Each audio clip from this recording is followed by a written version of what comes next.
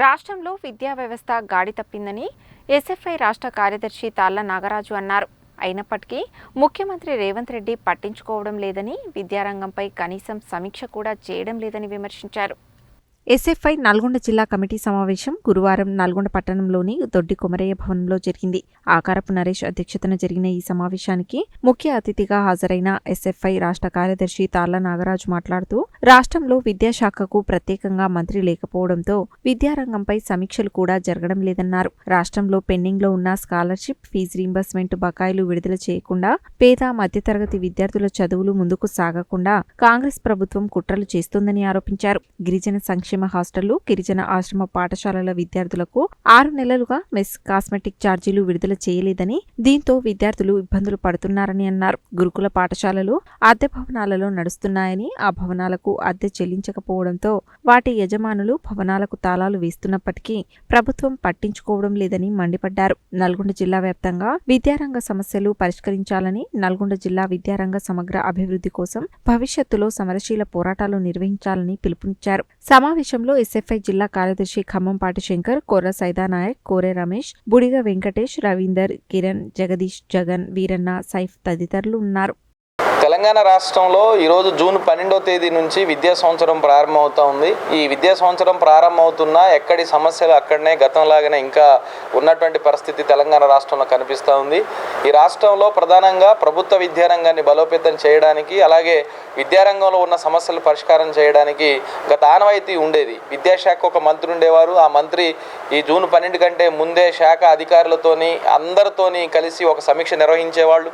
ఆ సమీక్షలోని ఎక్కడైనా సమస్యలు ఉంటే వాటిని పరిష్కారం చేయడానికి, నిధులు అవసరం ఉంటే నిధులు విడుదల చేయడానికి అవకాశం ఉండేది. కానీ రేవంత్ రెడ్డి గారు ముఖ్యమంత్రి, రేవంత్ రెడ్డి గారు విద్యాశాఖ మంత్రిగా ఉండి కూడా విద్యాశాఖ మీద విద్యా సంవత్సరం ప్రారంభమవుతున్నా ఎక్కడా కూడా కనీసం రివ్యూ చేసిన పరిస్థితి కనిపిస్తలేదు. ఈరోజు ప్రభుత్వ పాఠశాలల్ని, అలాగే ప్రైవేటు కార్పొరేట్ పాఠశాలల్ని పర్యవేక్షణ చేయడానికి తెలంగాణ రాష్ట్రంలో 33 జిల్లాలకి కేవలం 2 మాత్రమే రెగ్యులర్ డిఈఓలు ఉన్నారు. 612 మండలాలు ఉంటే 14 మండలాల్లో మాత్రమే ఈరోజు మండల ఎంఈఓ అధికారులు ఉన్న పరిస్థితి ఉన్నది. ఇతర అధికారులందరూ ఇన్ఛార్జీలుగానే కొనసాగుతున్న పరిస్థితి ఉన్నది. ఈ రాష్ట్రంలో ఇప్పటికీ 95% పాఠ్యపుస్తకాలు ఇచ్చినని ప్రభుత్వం చెప్తా ఉంది. కేవలం 73% మాత్రమే పాఠ్యపుస్తకాలు ఈరోజు ప్రభుత్వం అన్ని మండలాలకి, పాఠశాలకు అందించిన పరిస్థితి ఉంది. యూనిఫామ్ గురించి ఎక్కడ చర్చ లేదు. అలాగే సమస్యలు మొత్తం ఎక్కడికక్కడే ఉన్నాయి. ఈరోజు ఏఐ గురించి మాట్లాడుకుంటున్నాం, డీప్సీ గురించి మాట్లాడుకుంటున్నాం. కానీ 21,797 ప్రభుత్వ పాఠశాలల్లో కంప్యూటర్ లేని పరిస్థితి ఉంది. సుమారు 22,000 ప్రభుత్వ పాఠశాలల్లో తాగడానికి నీళ్ళు లేని పరిస్థితి ఉంది. 18,000 పాఠశాలలో ఫర్నిచర్ లేదు. 7,897 పాఠశాలలో ఈరోజు బెల్లు కొట్టడానికి ఎవరైతే 4th క్లాస్ ఎంప్లాయీస్ ఉంటారో వాళ్ళు లేని పరిస్థితి ఉంది. 18,000 పారిశుద్ధ్య కార్మికుల పోస్టులు ఖాళీగా ఉన్నాయి. 12,133 టీచర్ పోస్టులు ఖాళీగా ఉన్నాయి. ఇవన్నిటిని పరిష్కారం చేయకుండా ప్రభుత్వం ఎక్కడ కూడా పట్టించుకొని పరిస్థితి కనిపిస్తూ ఉంది. అందుకే తెలంగాణ రాష్ట్రంలో ప్రభుత్వ విద్యారంగాన్ని బలోపేతం చేయాలి, నిధులు ఇవ్వాలని కోరుతా ఉన్నాం. వాటితో పాటు ఈరోజు కార్పొరేట్, ప్రైవేట్ విద్యా సంస్థల్లో వెచ్చలవిడిగా ఫీజులు పెరిగిపోయినాయి. ఈరోజు కొండాపూరు, మాదాపూరు అలాంటి హైదరాబాద్ మహానగరంలో సంవత్సరానికి 4 నుంచి 5 లక్షల రూపాయలు ఎల్కేజీ తీసుకుంటా ఉన్నారు, డొనేషన్ తీసుకుంటా ఉన్నారు. ఒక పక్క ఈ ప్రభుత్వం ఎప్పుడు కూడా గతం నుంచి చెప్తా ఉంది. కాంగ్రెస్ పార్టీ తన ఎన్నికల మేనిఫెస్టోలో పెట్టింది, ప్రభుత్వ విద్యారంగాన్ని బలోపేతం చేస్తాం, మేము ఖచ్చితంగా ఫీజులు నియంత్రణ చేస్తామని. నిన్నగాక మొన్న ఢిల్లీ ప్రభుత్వం ఆర్డినెన్స్ తీసుకొచ్చింది, రాజస్థాన్ ప్రభుత్వం ఆర్డినెన్స్ తీసుకొచ్చింది, కేరళలో ఫీజు నియంత్రణ చట్టం అమలవుతూ ఉంది, తమిళనాడులో ఫీజు నియంత్రణ చట్టం అమలవుతూ ఉంది. అన్ని రాష్ట్రాల్లో ఫీజు నియంత్రణ చట్టాలు అమలవుతూ ఉంటే తెలంగాణ రాష్ట్రంలో మాత్రం ఫీజు నియంత్రణ కోసం ఒక చట్టం కానీ ఆర్డినెన్స్ కానీ ప్రభుత్వం తీసుకురాని పరిస్థితి కనిపిస్తూ ఉంది.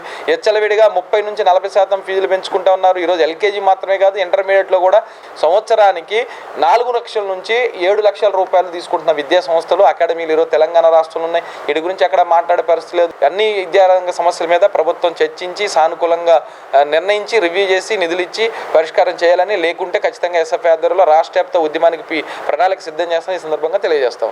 భారత విద్యార్థి ఫెడరేషన్ ఎస్ఎఫ్ఐ నల్గొండ జిల్లా కమిటీ సమావేశం నిర్వహించడం జరిగింది. ఇవాళ ప్రభుత్వ పాఠశాలల్లో కానీ, తర్వాత హాస్టళ్లలో కానీ, గురుకులాలలో కానీ, కాలేజీలలో కానీ విద్యార్థులకు నూతన విద్యా సంవత్సరం అనేక సమస్యలతో, సవాళ్లతోనే స్వాగతం పలికినటువంటి పరిస్థితి తెలంగాణ రాష్ట్రంలో ఉన్నటువంటి పరిస్థితి ఉన్నది. అదేవిధంగా తెలంగాణ రాష్ట్రంలో ఇప్పటివరకు విద్యార్థులకు రాష్ట్ర ప్రభుత్వం స్కాలర్షిప్, ఫీజు రింబర్స్మెంట్ విడుదల చేయకుండా విద్యార్థుల జీవితాలతో చెలగాటమాడుతున్న పరిస్థితి ఉన్నది. విద్యార్థులకు చదువులు అయిపోయిన తర్వాత పై క్లాస్లో పోవాలని అంటే వాళ్ళకి సర్టిఫికేట్ల కోసం ఫీజులు కట్టాలని చెప్పేసి, స్కాలర్షిప్ రాలని చెప్పేసి యాజమాన్యాలు విద్యార్థులను అనేక ఇబ్బందులు పెడుతున్న పరిస్థితి ఉన్నది తెలంగాణ తెలంగాణ రాష్ట్రంలో ఉంది కాబట్టి ఖచ్చితంగా పెండింగ్లో ఉన్న స్కాలర్షిప్ ఫీజు రియంబర్స్మెంట్ విడుదల చేయాలని చెప్పేసి, అదేవిధంగా హాస్టళ్ళకు ఎస్టీ హాస్టళ్లకు ఇంతవరకు గత 6 నెలల సంది మెస్ కాస్మెటిక్ ఛార్జీలు విడుదల చేయలేదు, అయిగానే విడుదల చేయాలని చెప్పేసి, అదేవిధంగా గురుకులాలలో అద్దె భవనాలలో నడుస్తున్న గురుకులాలను కానీ మా అద్దె చెల్లిస్తేనే ఈ పాఠశాలలు కానీ మా కిరాయికి ఇచ్చిన ఆ భవనాలను తాళాలు తెరుస్తామని చెప్పి చెప్తున్న పరిస్థితి ఉన్నది అని చెప్పేసి తెలియజేసి, ఈ సందర్భంగా తక్షణమే గురుకులాల అద్దె భవనాలు అద్దె చెల్లించాలని చెప్పేసి, ఎస్టీ హాస్టళ్లకు మెస్ కాస్మెటిక్ ఛార్జీలు విడుదల చేయాలని చెప్పేసి, పెండింగ్ స్కాలర్షిప్ విడుదల చేయాలని చెప్పేసి, అదేవిధంగా కన్నతల్లి కన్నం పెట్టలేని వాళ్ళు పిన్నతల్లి బంగారు గాజులు చెప్పిస్తున్నటువంటి పరిస్థితి ఉన్నది. రాష్ట్రంలో గురుకులాలు మూసేయకుండా ఇంటిగ్రేటెడ్ స్కూళ్ళకి ఏదైతే వందల కోట్ల రూపాయలు ఖర్చు పెడుతున్నారో ఫస్ట్ రాష్ట్రంలో ఉన్న గురుకులాలను అదేవిధంగా హాస్టళ్లను ప్రభుత్వ పాఠశాలను అభివృద్ధి చేసిన తర్వాత యంగ్ ఇంటర్నేషనల్ స్కూల్ అని చెప్పేసి ప్రారంభించాలని చెప్పేసి ఈ సందర్భంగా ప్రభుత్వాన్ని హెచ్చరిస్తా ఉన్నాం.